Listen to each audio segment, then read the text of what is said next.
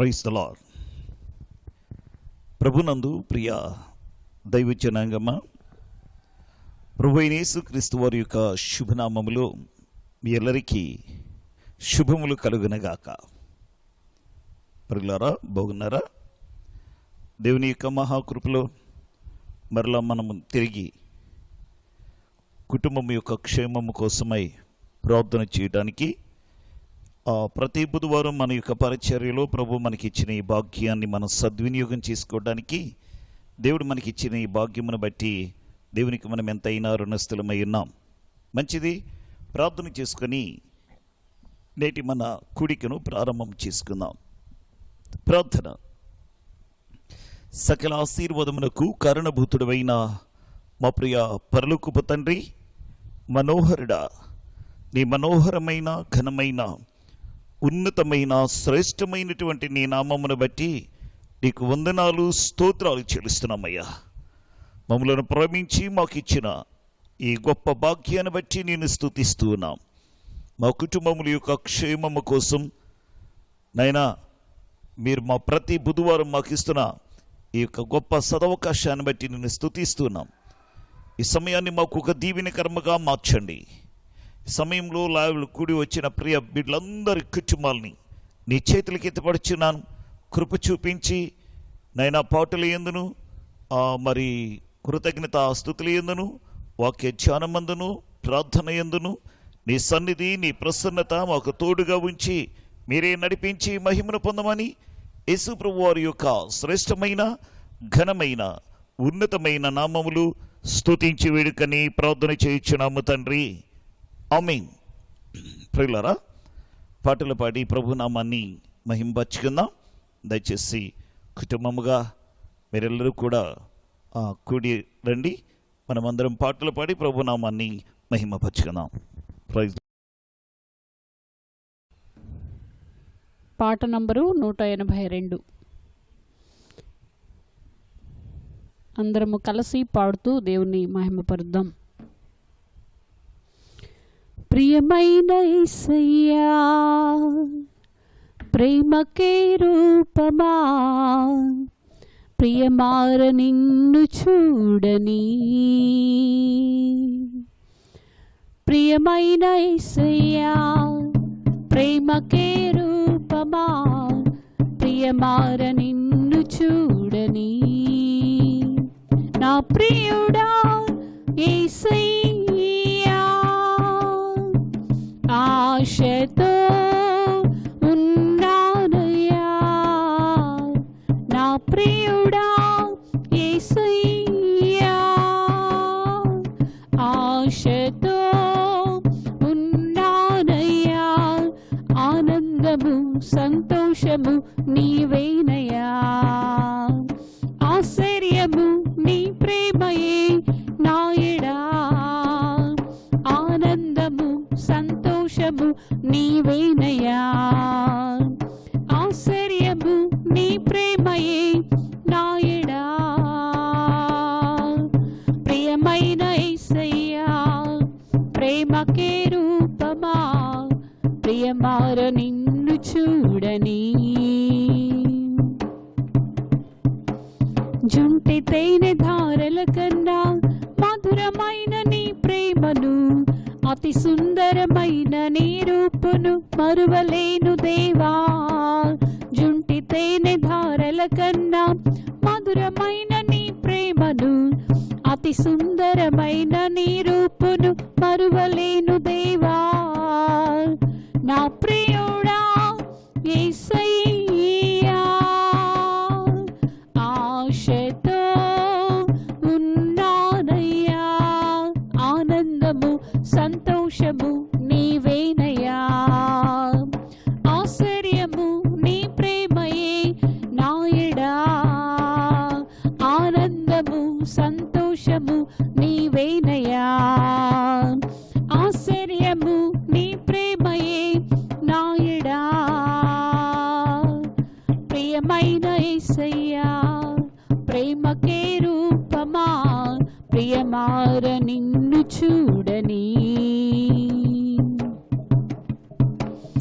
ఎంతగానో వేచియుంటిని చూపని ప్రేమకై ఎదుట నీవే, హృదిలో నీవే, నా మనసున నీవే. ఎంతగానో వేచి ఉంటిని ఎవరు చూపని ప్రేమకై ఎదుట నీవే, హృదిలో నీవే, నా మనసున నీవే. నా ప్రియుడా యేసయ్యా, ఆశతో ఉన్నానయ్యా, ఆనందము సంతోషము నీవేనయ్యా. ఆశ్చర్యము నీ ప్రేమయే నాయడా. ప్రియమైన యేసయ్యా, ప్రేమకే రూపమా, ప్రియమార నిన్ను చూడని. ఏదో తెలియని వేదన ఎదలో నిండెను నా ప్రియా, పెదవులు చాలని ప్రేమకై పరితపించే హృదయం.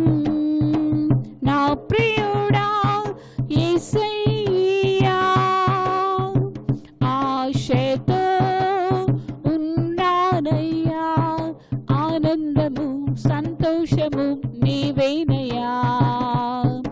ఆశ్చర్యము నీ ప్రేమయే నాయడా, ఆనందము సంతోషము నీవేనయ్యా. ఆశ్చర్యము నీ ప్రేమయే నాయడా. ప్రియమైన యేసయ్యా, ప్రేమకే రూపమా, ప్రియమార నిన్ను చూడని. ప్రియమైన యేసయ్యా, ప్రేమకే రూపమా, ప్రియమార నిన్ను చేరని. హల్లెలూయా. మరొక పాట పాడుతూ దేవుని మహిమపర్దాం. పాట నంబరు 154 పాట. నీ వాక్యమే నన్ను బ్రతికించెను, బాధలలో నెమ్మదినిచ్చెను. నీ వాక్యమే నన్ను బ్రతికించెను, బాధలలో నెమ్మదినిచ్చెను. కృపాశక్తి దయాశక్తి సంపూర్ణుడా, వాక్యమై ఉన్న దేవ వందనమయ్యా.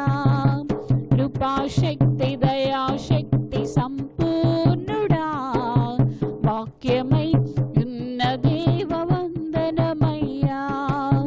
నీ వాక్యమే నన్ను బ్రతికించెను, బాధలలో నెమ్మదినిచ్చెను. చిగటగల ఊబి నుండి లేవనెత్తెను, సమతల మగు భూమిపై నన్ను నిలిపెను. చిగటగల ఊబి నుండి లేవనెత్తెను, సమతల మగు భూమిపై నన్ను నిలిపెను. నా పాదములకు దీపమాయెను, నా పాదములకు దీపమాయెను. సత్యమైన మార్గములు నడుపుచుండెను, సత్యమైన మార్గములు నడుపుచుండెను. నీ వాక్యమే నన్ను బ్రతికించెను, బాధలలో నెమ్మదినిచ్చెను.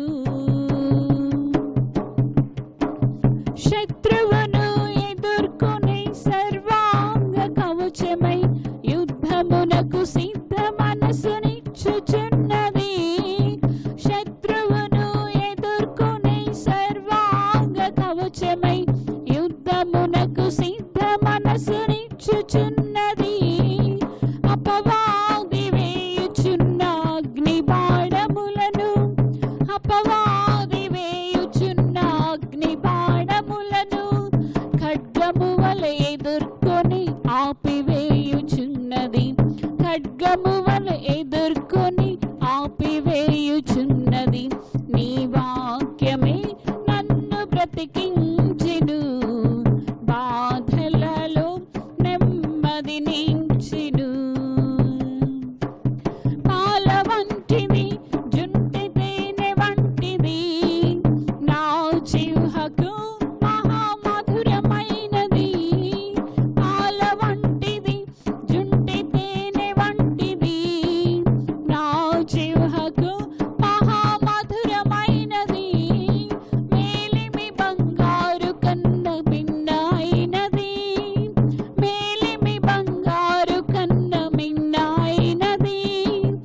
రత్నరాసుల కన్నా కోరదగినది, రత్నరాసుల కన్నా కోరదగినది. నీ వాక్యమే నన్ను బ్రతికించెను, బాధలలో నెమ్మదినిచ్చెను.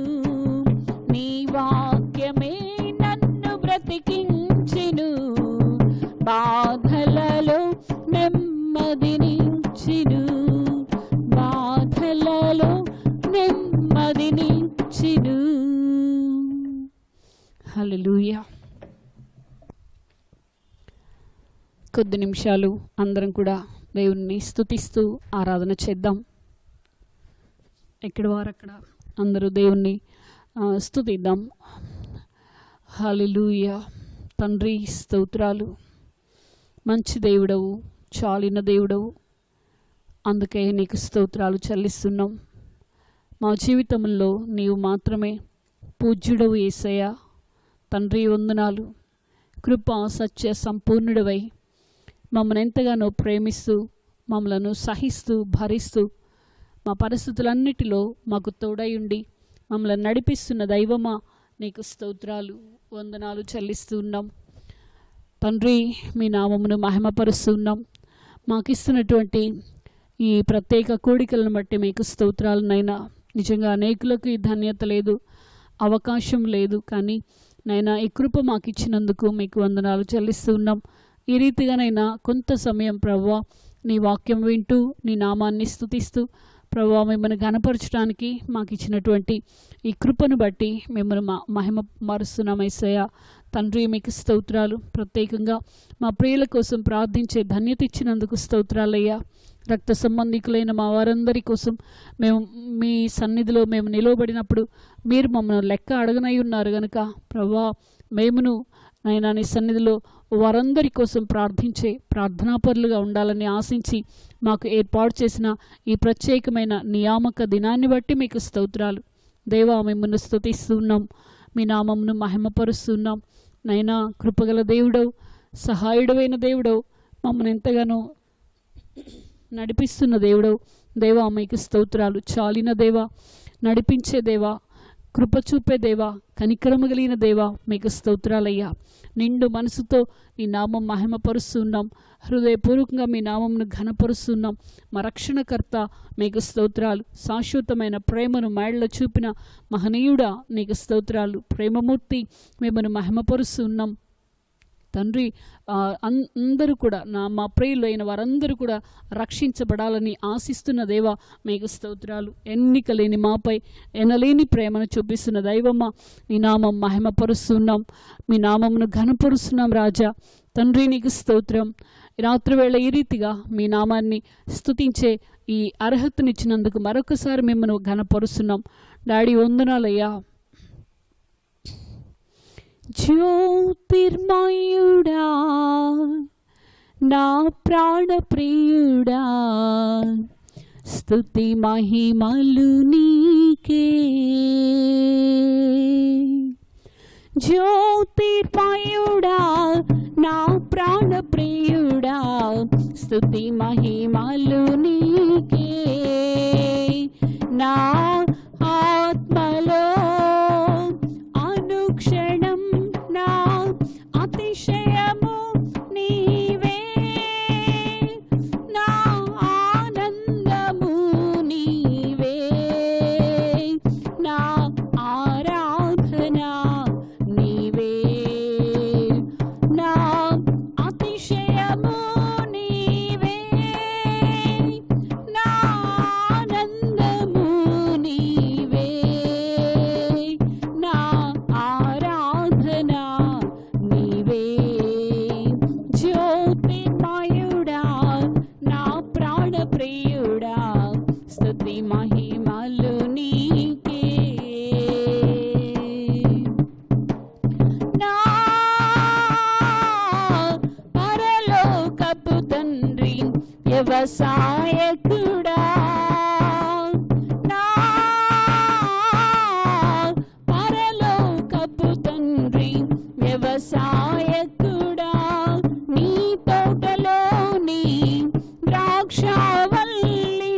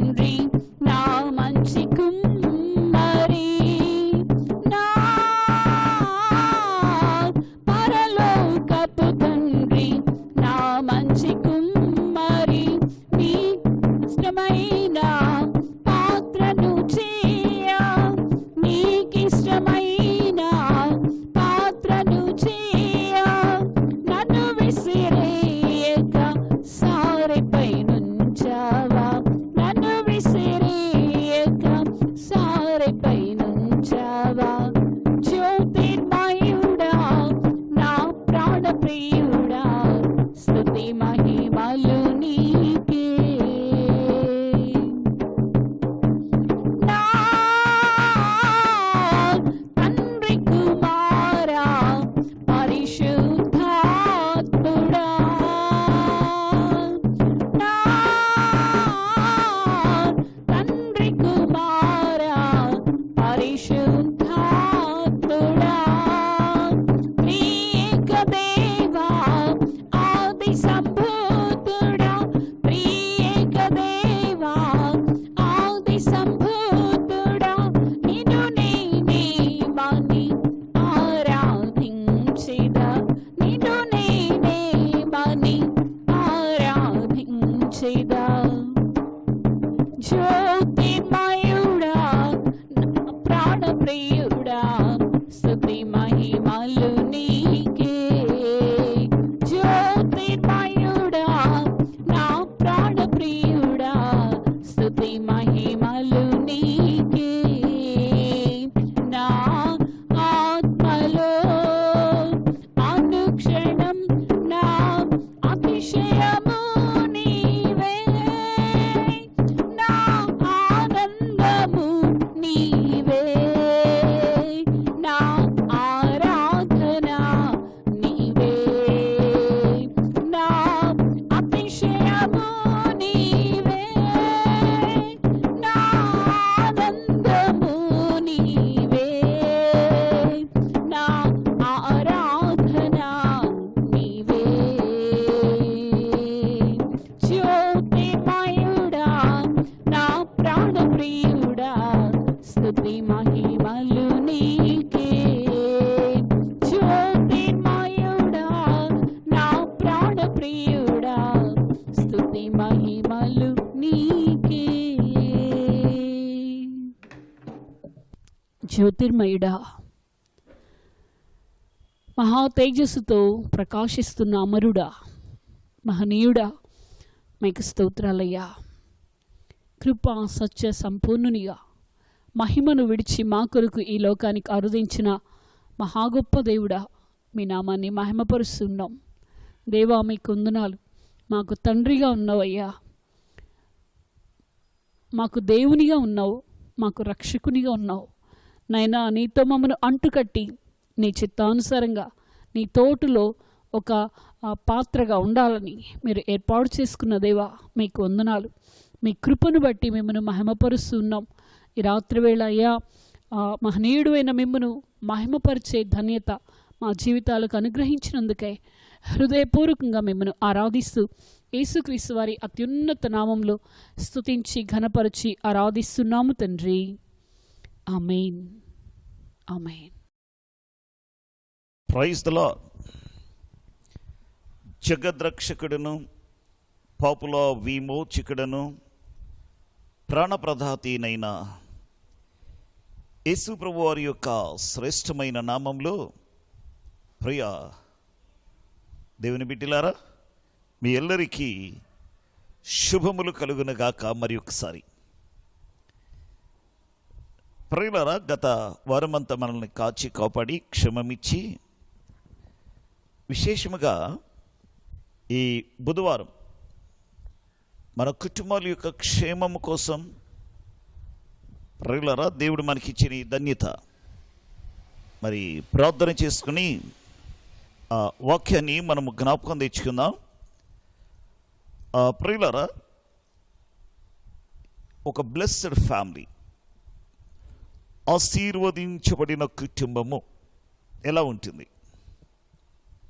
కుటుంబంలో తల్లిదండ్రులు, భార్యాభర్త, బిడ్డలు ఇదంతా కలిసి ఉన్నది ఒక కుటుంబముగా మనం చూస్తూ ఉన్నాం. కుటుంబంలో వారి వారి విధులు, వారి వారి బాధ్యతలు వాక్యానుసారంగా నెరవేర్చబడినప్పుడు ఆ కుటుంబం బ్లెస్డ్, ఆశీర్వదించబడిన కుటుంబముగా మార్చబడుతుంది. పోయిన వారం పిల్లలకు దేవుడిచ్చిన కొన్ని విధులు, తల్లిదండ్రులను ఎలాగ సన్మానించాలి, పిల్లలారా ఈ తల్లిదండ్రులను సన్మానించండి అని చెప్పాడు. ఆ వాక్యాన్ని పోయిన వారం మనం ధ్యానం చేసుకున్నాం. ఈరోజు ప్రియులారా, తల్లిదండ్రులకు బిడ్డల ఎడలున్న బాధ్యతలు. అంతకుముందు వారం మంచి తల్లిదండ్రులకు ఉండవలసిన కొన్ని 10 ఆజ్ఞలు ధ్యానం చేశాం. ఈ వారం ఈరోజు ప్రియులారా పేరెంట్స్ యొక్క బాధ్యతలు, పేరెంట్స్ యొక్క విధులు, బాధ్యతలు ఏంటి బిడ్డల పట్ల 10 నిమిషాలు పరిశుద్ధ బైబిల్ గ్రంథం యొక్క ఆధారముగా ధ్యానం చేద్దామా? సమయాన్ని బట్టి 1, 2, 3 మాటలు 4 మాటలు మీ ముందుంచాలని ఆశపడుతున్నాను. దయచేసి అందరూ కూర్చున్నారు కదా, జాగ్రత్తగా వింటున్నారు కదా, మంచిది. దేవుడు మిమ్మల్ని దీవించునుగాక. కొద్ది నిమిషాలు జాగ్రత్తగా వినండి, అటు ఇటు తిరగొద్దు. ఈ కొద్ది నిమిషాలు కానీ జాగ్రత్తగా వాక్యాన్ని వినండి. వినటి ద్వారా విశ్వాసం కలుగుతుందని దేవుని వాక్యం మనకు తెలియజేస్తుంది. ప్రియులారా, ఎఫెసీయులకు రాసిన పత్రిక 6వ అధ్యాయం 4వ వచనములో చూస్తే తల్లిదండ్రులకు దేవుడిస్తున్నటువంటి ఒక గొప్ప సందేశం. తల్లిదండ్రులు పేరెంట్స్కి మీ పిల్లలకు కోపము రేపక అంటున్నాడు అక్కడ. అంటే పేరెంట్స్ యొక్క బాధ్యత ఏంటంటే పిల్లలకు కోపము రేపక. మొదటి బాధ్యత. దేవునికి స్తోత్రం. ప్రభు యొక్క శిక్షలోను బోధలోను వారిని పెంచండి అంటున్నాడు. ఒక గుడ్ పేరెంట్స్ మంచి తల్లిదండ్రుల యొక్క గొప్ప బాధ్యత ఇది. దేవుడు మనకి ఇచ్చిన బాధ్యత ఇది. బిడ్డలను మనకి ఇచ్చిన ఉద్దేశం ఏంటంటే వారిని పెంచాల్సిన బాధ్యత మన మీద పెట్టాడు దేవుడు. ఎలా పెంచాలి? పిల్లలకు కోపము రేపక. చక్కని మాట. తల్లిదండ్రులారా, మీ పిల్లలకు కోపము రేపక. మనం పెంచేవారిగా ఉండాలి. రాకుమారి ఆ నైల్ నదిలో కొట్టుకొని వచ్చినటువంటి సుందరుడైన బాబుని చూసినప్పుడు దాదీతో అంటుంది, నా కొరకు పాలిచ్చి పెంచు. ఎలా పెంచాలి? పాలిచ్చి పెంచాలి. ఏంటి ఆ పాలు? వాక్యమనే పాలు, స్వచ్ఛమైనవి, నిర్మలమైన వాక్యమనే పాల చేత ఎదుగు నిమిత్తము అంటుంది బైబిల్. ఆత్మీయ జీవితంలో మనం చక్కగా ఎదగాలంటే నిర్మలమైన పాలు, కల్తీ కలిసిన పాలు కాదు, నిర్మలమైన పాల చేత ఎదగాలి. ఆ పాలు ఇచ్చి పెంచాలి అనగా ప్రతినిత్యము దైవ వాక్యమును వారికి తెలియచేస్తూ, వారు నడుస్తూ ఉన్నప్పుడు, వారు కూర్చున్నప్పుడు, త్రోవన వెళుతున్నప్పుడు, పడుకుంటున్నప్పుడు, అన్ని విషయాల్లో దేవుని మాటలే వారికి బోధిస్తూ, దేవుని వాక్యాన్ని వారికి నేర్పిస్తూ, అలాంటి వాక్యమైన పాల చేత వారిని పెంచాలని దేవుడు మనకి తెలియజేస్తూ ఉన్నాడు. అయితే ఇక్కడ ఏమన్నాడు? కోపము రేపక అంటాడు.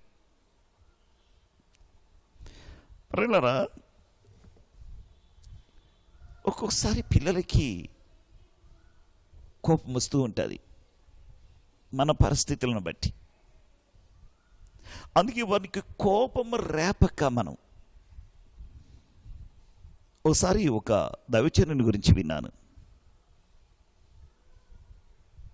తన కుమారుని పిలిచాడు.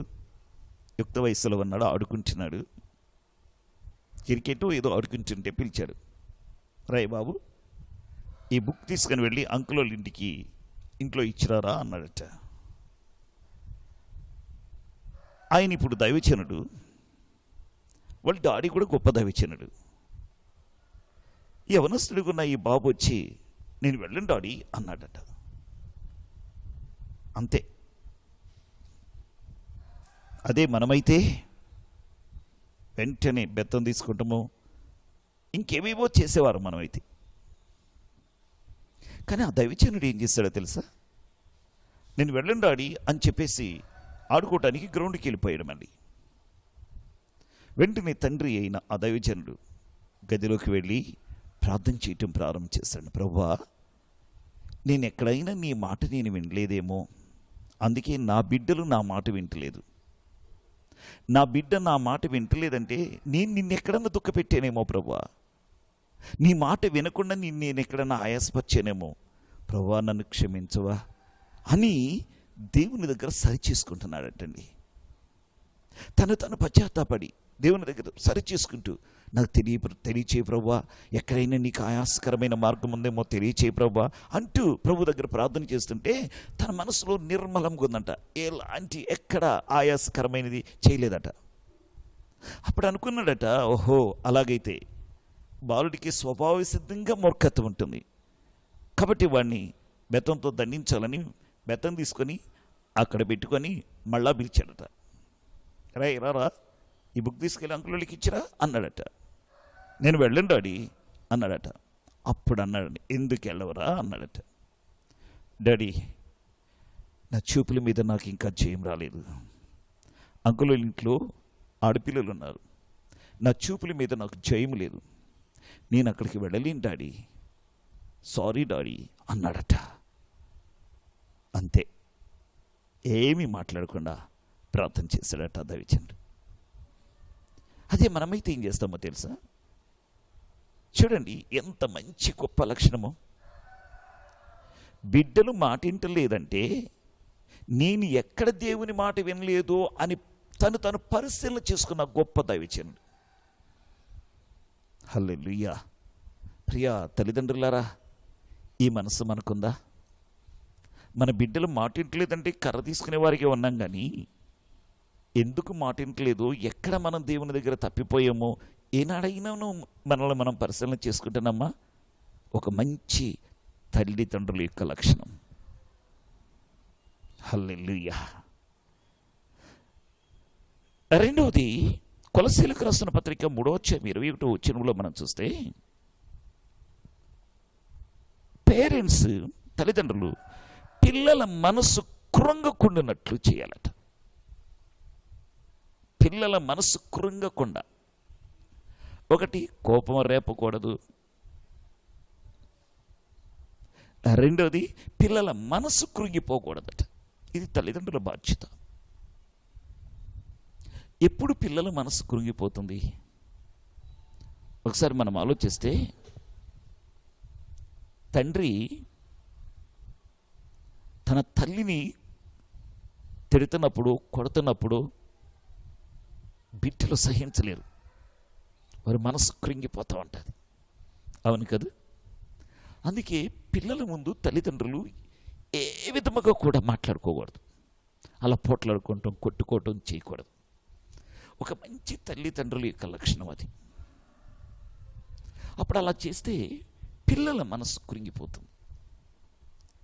రెండవది, ఇంకే విషయంలో పిల్లల మనసు కృంగిదో తెలుసా? పేరెంట్స్, తల్లి కావచ్చు తండ్రి కావచ్చు, ప్రియులారా, వారు అక్రమ సంబంధముతో నడిస్తే పిల్లల మనసు కృంగిపోతుంది. అది అస్సలు తట్టుకోలేరు. అందుకే తల్లిదండ్రులుగా కడు జాగ్రత్తగా బాధ్యత కలిగిన వారిగా, ఒక మంచి తల్లిదండ్రులుగా మనం ఉండాలంటే పిల్లల మనస్సు కృంగిపోకూడదు మన పరిస్థితులను బట్టి. నేను చాలా కాలం క్రితం పేపర్లో చూశాను, ఒక 14 సంవత్సరాల బాబు, ఓ 12 సంవత్సరాల బాబు, ఇద్దరు బాబులు, చిన్న పిల్లలు, ఏకజామున తెల్లవారే సమయానికి పోలీస్ స్టేషన్కి వెళ్ళి తలుపు కొట్టారట. అక్కడున్న పోలీసులు ఆ సిచ్యువేషన్ చూడగానే తత్తరపోయారట. ఇద్దరి చేతులు వేట కొడవళ్ళు ఉన్నాయి, రక్తసిద్ధమై ఉన్నాయి. వారిని కూర్చోబెట్టి, ఏంటి బాబు ఏమైంది, ఎందుకు ఇలాగా అని కొంచెం కౌన్సిలింగ్ చేసిన తర్వాత వాళ్ళు చెప్పారు, అంకుల్, మా డాడీ మమ్మీని అస్సలు పట్టించుకోవట్లేదు, మమ్మల్ని సరిగా చూసుకోవట్లేదు, అక్రమమైన సంబంధాన్ని పెట్టుకొని వేరే ఆమెని చాలా జాగ్రత్తగా చూసుకుంటున్నాడు, మా యోగక్షేమాలు చూడట్లేదు, మమ్మీని పట్టించుకోవట్లేదు,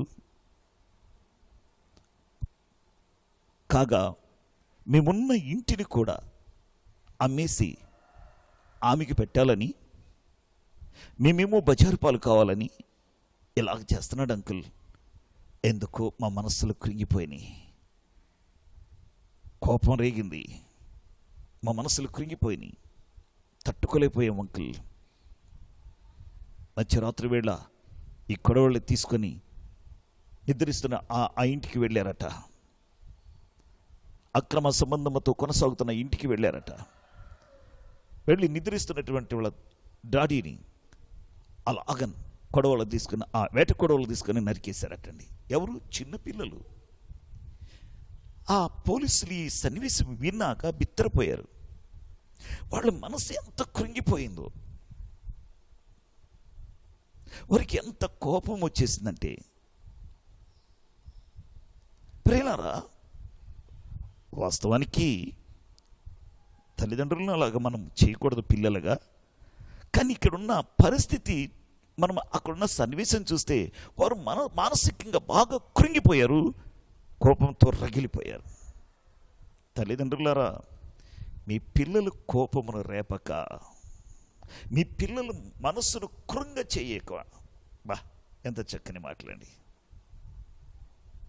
రెండవ పాయింట్, మనస్సు కృంగిపోయేటట్లు చేయకూడదు.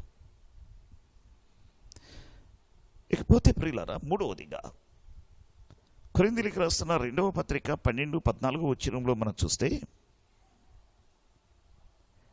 పేరెంట్సే, తల్లిదండ్రులే పిల్లలకి ఆస్తిని సంపాదించి పెట్టాలట.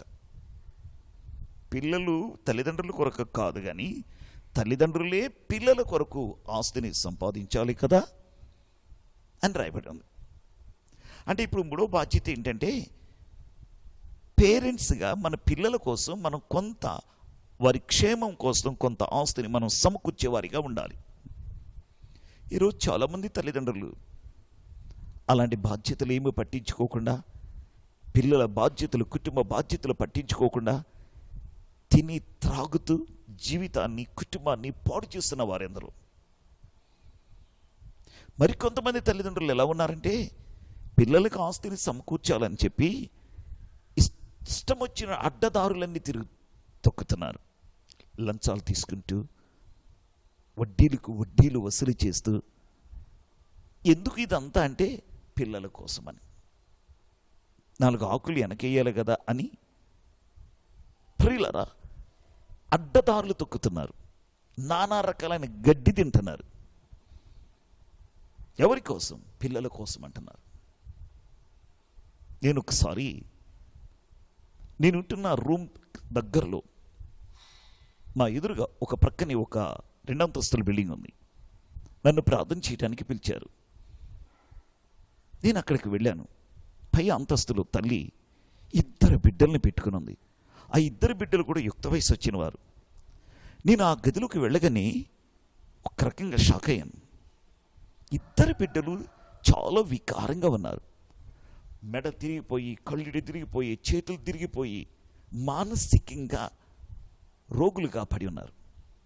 తల్లి వారికి భోజనం పెడుతుంది. అంత వయసు వచ్చి పెద్ద పిల్లలు. ఆ తల్లి వారిని పరిచర్య చేయటం చాలా కష్టమైపోయింది. పటరాను పాటలు పడుతుంది. నేను వెళ్ళగానే, అయ్యా దైవజనుడా, నా పరిస్థితి ఎందుకు భగవంతుడు ఇలా చేశాడు, కొంచెం ప్రార్థన చేయండి అంటూ ప్రాధేయపడ్డది.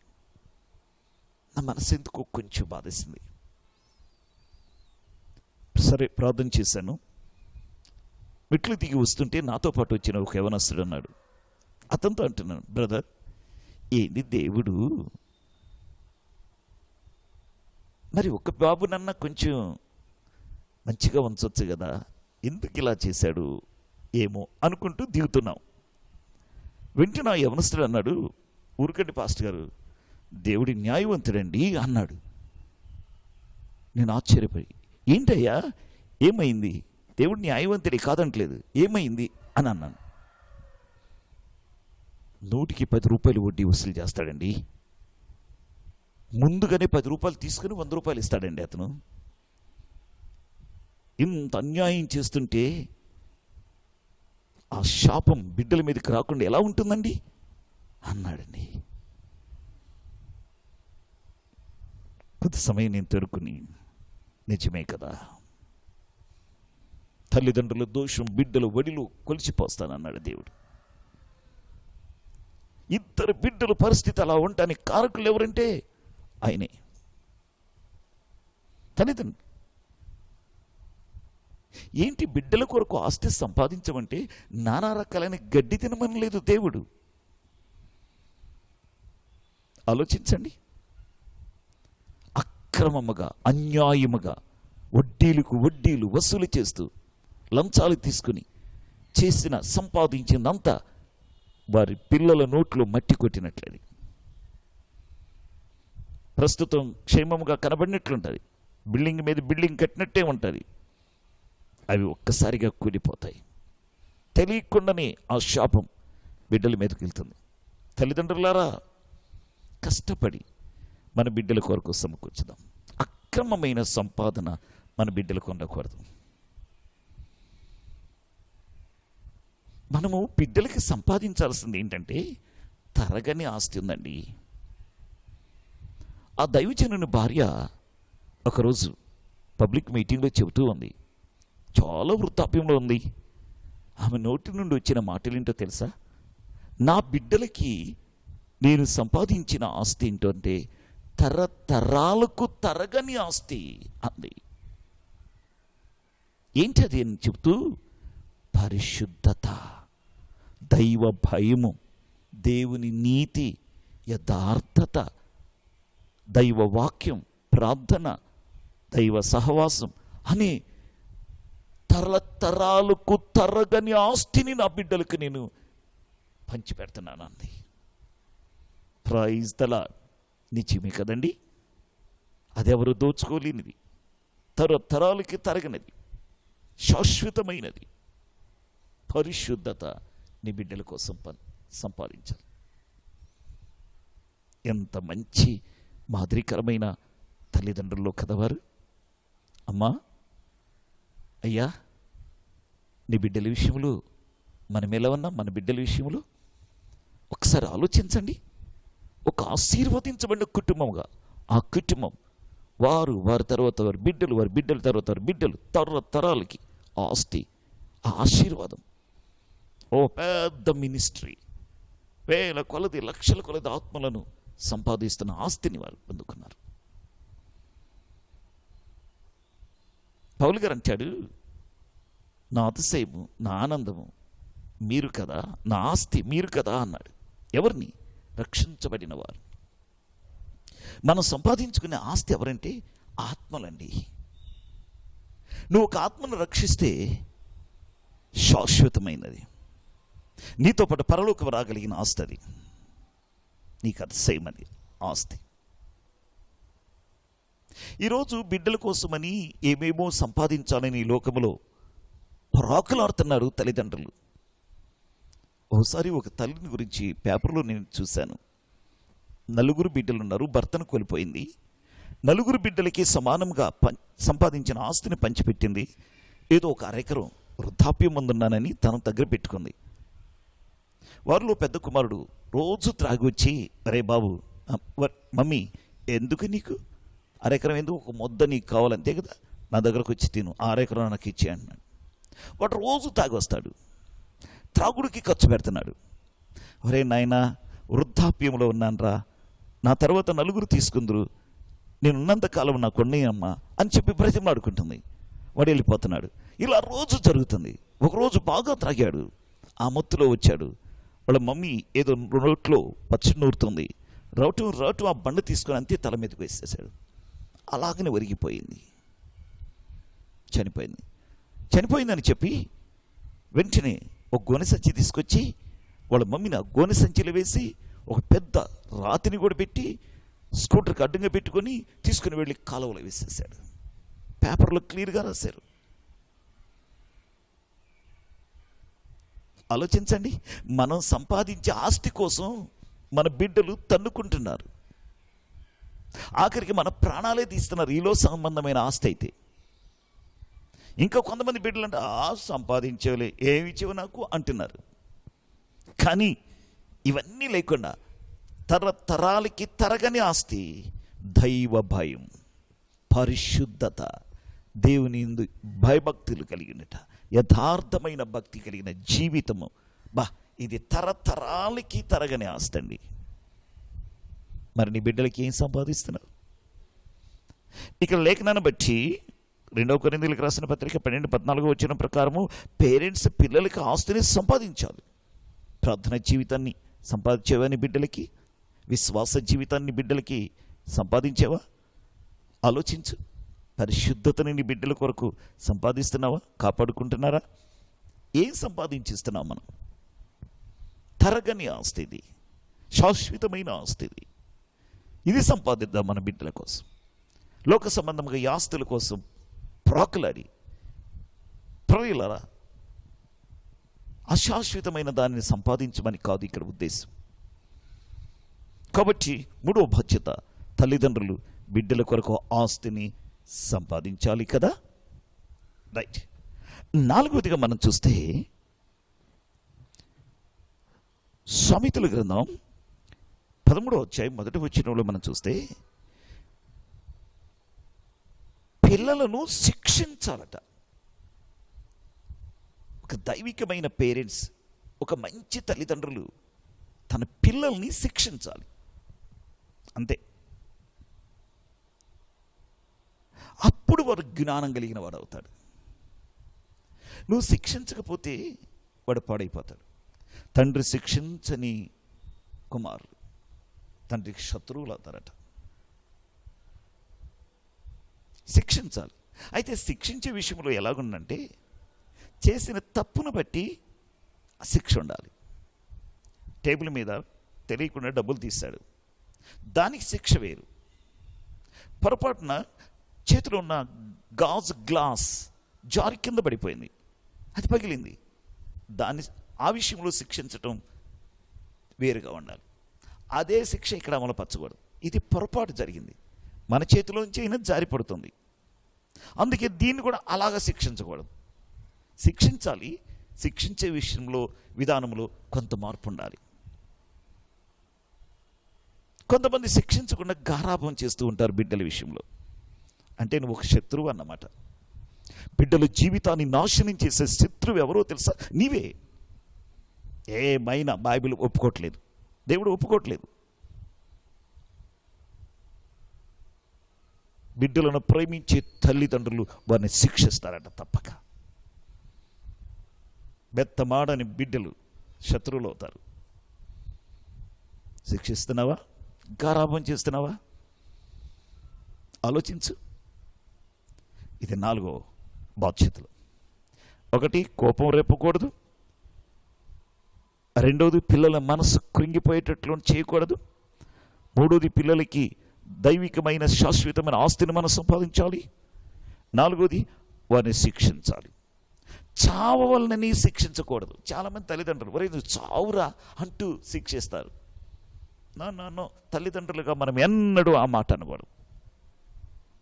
దేవునికి స్తోత్రం కలిగిన గాక. 5వదిగా మనం చూస్తే సామెతల గ్రంథం 22:6 వచనంలో అంటాడు, పిల్లలను నడవలసిన త్రోవలో వానిని నడుపుము, వాడు పెద్దవాడైనప్పటికీ ఆ త్రోవను తప్పిపోడు అంటాడు. నడిపించాల్సిన కర్తవ్యం, బాధ్యత తల్లిదండ్రుల మీద పెట్టాడు. నీకు ఇచ్చిన బిడ్డల్ని నడిపించాల్సిన బాధ్యత. వారిని నడిపించాలంటే ముందు మనం నడవాలి. Praise Lord. దాన్ని ఏమంటారంటే మోడల్ అంటాం, మాదిరి. అంటే తల్లిదండ్రుల యొక్క బాధ్యత ఏంటంటే బిడ్డలకు ఒక మాదిరిగా మనం నడుచుకోవాలి. నీ మాదిరి ఆ బిడ్డలకు కనపరచాలి. ఒక మంచి తల్లిదండ్రులకు ఉండవలసిన గొప్ప లక్షణం మోడల్ లైఫ్. ఆలోచించండి. తండ్రి ఏమి చేయట బిడ్డ చూస్తాడో అదే బిడ్డ కూడా చేస్తాడు.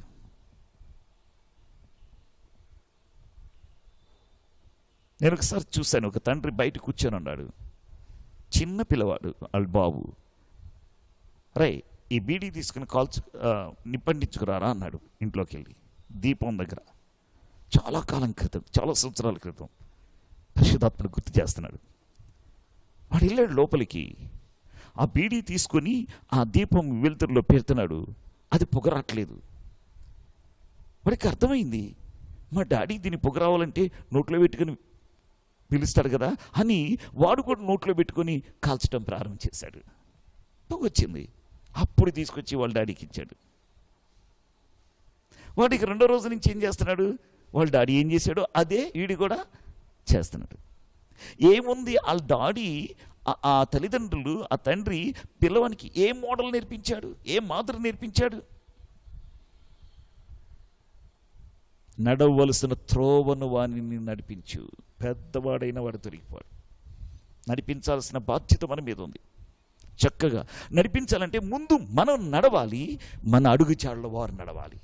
హల్లెలూయా, దేవునికి స్తోత్ర. అట్టి మంచి తండ్రిగా తల్లిగా నీవున్నావా? మన నడకని మొదట వారు చూస్తారు, మన మాదిరిని వారు చూస్తారు, మన మాటలు వారు చూస్తారు. మనం ఒక మిర్రర్ లాంటి వారు, ఒక అద్దం లాంటి వారు. మనం ఉదయాన్నే లేచి డ్రెస్సింగ్ టేబుల్ దగ్గరికి వెళ్ళి మన ముఖం మీద ఏమైనా మచ్చలున్నాయేమో అని ఆ డ్రెస్సింగ్ టేబుల్ దగ్గరికి వెళ్ళి చూసుకుంటూ ఉంటాం. ఆ డ్రెస్సింగ్ టేబుల్ దగ్గర అద్దము ప్రతిబింబిస్తుంది, మనలో ఉన్న లోపాలను చూపిస్తుంది. కానీ బిడ్డలు ఎవరిని చూస్తారో తెలుసా? తల్లిదండ్రులను. తల్లిదండ్రులు ఒక మిర్రర్ లాంటి వారు, అద్దం లాంటి వారు. తల్లిదండ్రులు ఏది చేస్తే అది చేస్తారు, తల్లిదండ్రులను అనుసరిస్తారు పిల్లలు. హల్లెలూయా, దేవునికి స్తోత్రం.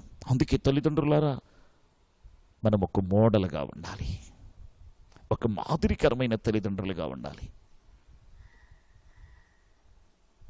మన మోడల్ బాగుండకపోతే మన బిడ్డలు పాడైపోతారు. ముందు మనం నడవాలి మంచి దారిలో, ముందు మనం ప్రభువుని ఎరిగి ఉండాలి, అప్పుడు మన బిడ్డలు. ముందు మనం అడుగులు వేస్తే వారు మన అడుగులు నడుస్తారు. హల్లెలూయా.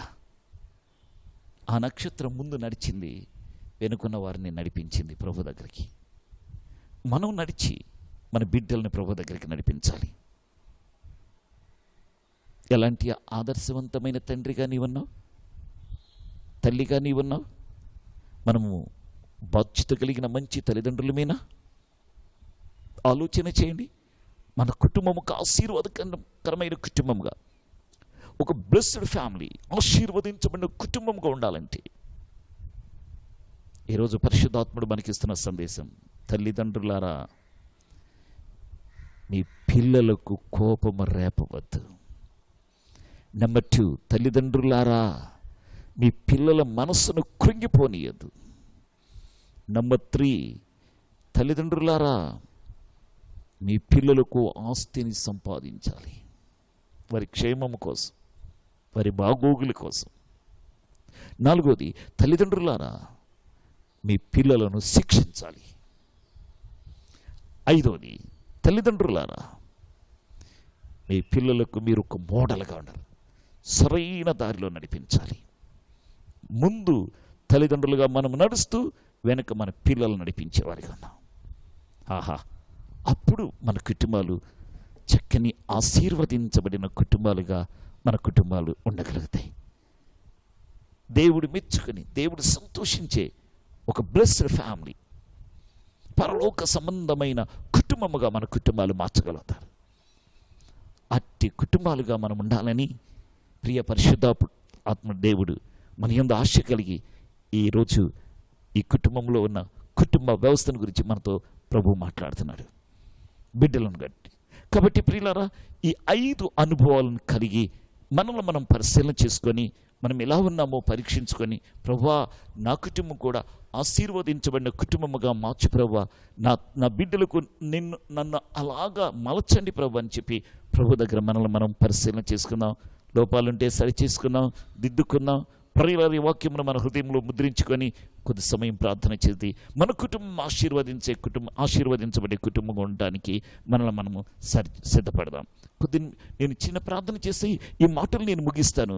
ఆ తర్వాత కొద్ది సమయం ఎక్కడ వారు అక్కడే కూర్చున్నవారు మీ గృహాల్లోనే మీ బిడ్డల్ని దగ్గర పెట్టుకొని మీరు చేతులెత్తి ప్రార్థన చేయండి. ప్రార్థన చేద్దాం. ఈ మాటలు తలపోసుకుంటూ ప్రార్థన చేద్దాం. చిన్న ప్రార్థన చేసి నేను ముగిస్తాను. ప్రార్థన. సకల ఆశీర్వాదమునకు కారణభూతుడైనటువంటి మా ప్రియ పరలోకపు తండ్రి, మనోహరుడా, నీకు వందనాలు స్తోత్రాలు చెల్లిస్తున్నామయ్యా. గత వారం పిల్లల బాధ్యత ఏమిటో, తల్లిదండ్రులను ఎలా సన్మానించాలో ఆ విషయాన్ని మాకు నేర్పించారు. ఈరోజు ప్రభువా తల్లిదండ్రుల బాధ్యత ఏంటో మాకు నేర్పించారు. అందును బట్టి నీకు స్తోత్రాలు. ఆశీర్వదించబడిన కుటుంబముగా మా కుటుంబాలు ఉండాలంటే తల్లిదండ్రులుగా మేము చేయవలసిన కొన్ని బాధ్యతల్ని చక్కగా మాకు తెలియచేశారయ్యా. అవన్నీ ప్రభువా మేము వాక్యానుసారంగా మా జీవితంలో కలిగి మా పిల్లలకు మేము చక్కని ఆదర్శవంతమైన తల్లిదండ్రులుగా మేము మార్చబడటానికి కృప చూపించండి. ఈ సమయంలో తల్లిదండ్రులు ఈ మాటలు వింటూ ఉండగా, లైవ్లో వీక్షిస్తూ ఉండగా మా పరిచర్యలో ఉన్న ప్రతి తల్లిదండ్రులను నీ వాక్యపు వెలుగులో దర్శించండి ప్రభువా. ప్రతి తల్లిదండ్రులు మీరు దర్శించండి. ఈ వాక్యపు వెలుగులో జీవితాన్ని పరిశీలన చేసుకొని అలాగా ఒక్కొక్క కుటుంబం ఆశీర్వదించబడిన కుటుంబముగా మార్చబడటానికి ముందు తల్లిదండ్రులుగా మార్చబడి నైనా చక్కని కుటుంబాన్ని కట్టుకోవడానికి కృప చూపించమని సమస్తమని కృపగల హస్తాలకి అప్పగించుకుంటూ మహిమయు ఘనతయు ప్రభావమును నీకు ఆరోపించుకుంటూ మా కొరకు అతి త్వరలో తిరిగి రానైనటువంటి జగత్ రక్షకుడునైన యేసు ప్రభువారి యొక్క శ్రేష్ఠ నామములో స్తుతించి వేడుకని ప్రార్థన చేయుచున్నాము తండ్రి. ఆమేన్, ఆమేన్. ప్రియులారా, కొద్ది నిమిషాలు మనమందరము ప్రార్థనలో ముందుకు సాగుదాం. దేవుడు మిమ్మలను దీవించునుగాక. ఆమేన్.